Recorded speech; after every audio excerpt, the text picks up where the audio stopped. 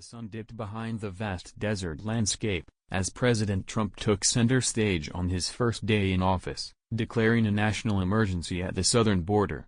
The border, a symbol of national security and sovereignty, had long been a battleground for debates over immigration and security.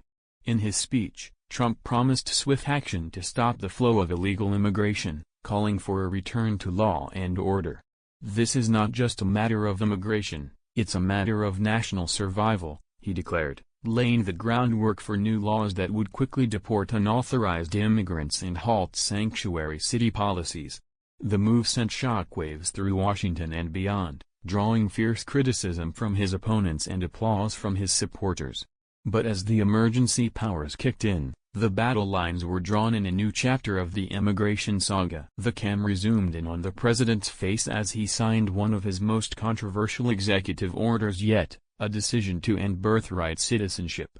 A deeply emotional issue for many, this order aimed to strip citizenship from the children born to non-citizens within U.S. borders. Critics argued it violated the core principles of the Constitution, but Trump wasn't swayed. His supporters hailed the move as a necessary step in curbing illegal immigration, while protests erupted across the nation. The order set off a legal firestorm, with several states promising to challenge it in court.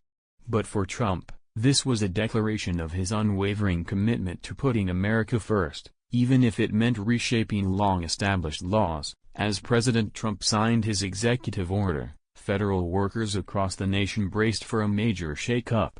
A mandatory return to in-person work was no longer an option, it was a directive. The rise of remote work during the pandemic had allowed many government employees to stay at home, but Trump made it clear that the time for remote work had passed. The new order would force agencies to resume operations as they once did, with workers clocking in at their desks. For many, it was a return to normalcy, for others, it was a harsh reality. Trump argued that in-person work was vital to maintaining government accountability, but union leaders vowed to fight back. The battle over the future of the federal workforce had just begun. In a move that quickly garnered both praise and protest, President Trump issued an executive order recognizing only two genders, male and female. The decision sent ripples through the nation, reigniting debates about gender identity. For Trump, this was a matter of returning to traditional values, but for activists and transgender individuals, it felt like a step backward. The order had immediate consequences on government policies, effectively eliminating recognition for non-binary and gender-fluid individuals in federal law. As protests erupted outside the White House, Trump stood firm, reiterating his commitment to protecting what he viewed as fundamental biological truths. The declaration rang out like a call to arms. President Trump had signed a national energy emergency declaration, unlocking a new chapter in America's energy policy. The plan was simple yet bold: boost fossil fuel production to unprecedented levels. The move reversed many of his predecessors' green initiatives, rolling back limits on fracking, drilling, and coal mining. Trump stood on a stage surrounded by workers from oil rigs and gas fields, promising a future of energy dominance for America. "We are no longer going to beg for energy," he proclaimed. As oil rigs hummed to life and trucks rolled out with coal shipments, America's energy independence was solidified, even as environmentalists warned of the consequences. Day one was a busy one in Washington, with the White House announcing a federal hiring freeze. With the stroke of a pen, President Trump sent a message to the government workforce: fewer employees, less bureaucracy.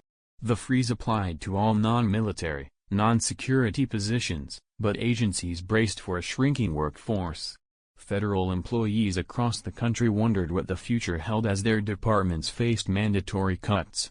In the halls of Congress, lawmakers debated the merits of such a drastic move, with Trump vowing to reduce the federal government's footprint.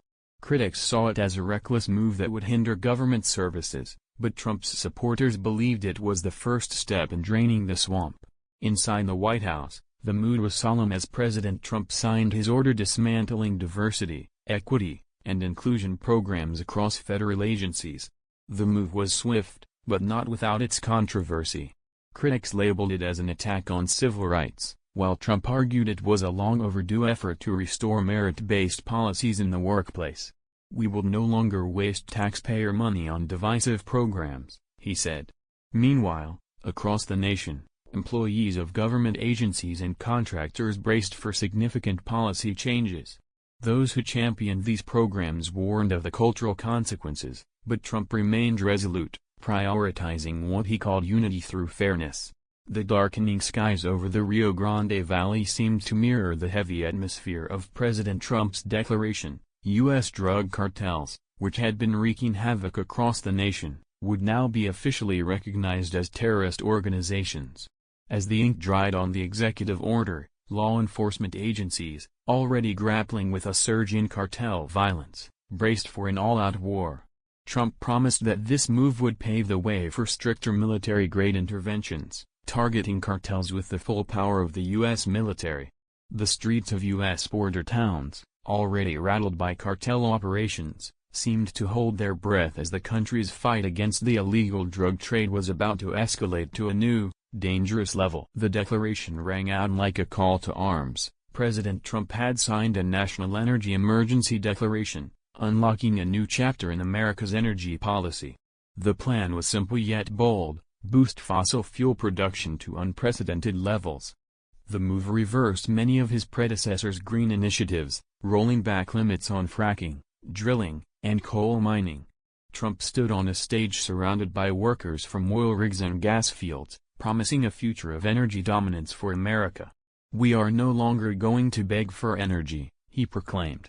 As oil rigs hummed to life and trucks rolled out with coal shipments, America's energy independence was solidified, even as environmentalists warned of the consequences. The world watched in silence as President Trump, a champion of energy independence, made history on his first day back in office by formally withdrawing the U.S. from the Paris Climate Agreement. A global deal aimed at curbing carbon emissions, the agreement had long been a source of contention, with critics arguing it hurt American businesses. Trump, standing in front of a crowd of oil executives and energy leaders, declared, "The time for global hand-wringing is over. It's time to put America first." Behind him, the vast oil fields in Texas seemed to symbolize the return to fossil fuels. His decision was hailed by industries dependent on coal, oil, and natural gas, but it also sparked protests from environmental groups, who saw it as a direct threat to the planet's future.